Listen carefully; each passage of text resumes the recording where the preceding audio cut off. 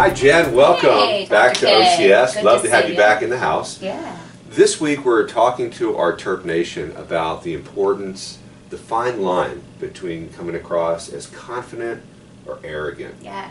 Very important. You've been recruiting for how many years? Almost 10 years. So you've probably seen a lot of situations where people cross the line. Plenty. Tell Yes, me about it. absolutely. Yeah. So I think the biggest thing for us when we're trying to figure out are you being confident, overconfident, or just arrogant, is just really having the ability to listen. So one of the biggest things that I've seen where students come in and they're more worried about themselves and what are they going to say to give me the sales pitch.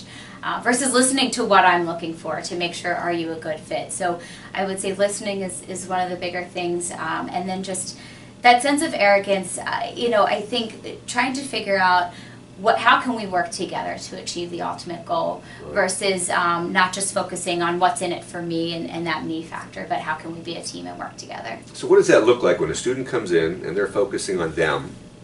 So it sounds like their listening skills, are they interrupting you, or have you had a situation where a student just wasn't there and you said they haven't listened to me? Yeah, so I think it's a mix of both. It's, where they're focusing on selling themselves too much, or you can tell they haven't listened when clearly we'll be in an interview setting and I'll ask them a question and they've already started to think of how they're going to sell themselves and they'll talk and they'll go forward with their own conversation, and at the end of it they haven't really addressed the question that I've asked.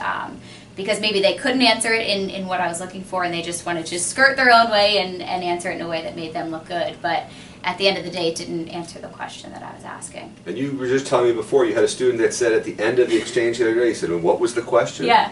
So it happens more often than not. And I think in a professional services industry, it's so important to recognize that listening and being able to have good communication skills is so important because our clients are looking for answers to their practice. And if we go in and don't have the ability to listen, it's not going to help them accomplish their ultimate goal.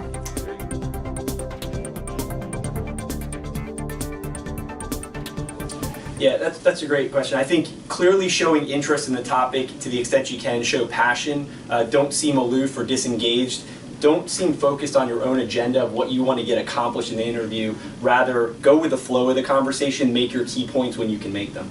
John, thanks so much for being back in the house. We love having you here. Thanks, Dr. K. It's a pleasure. How about a Go Terps? Go Terps! All right.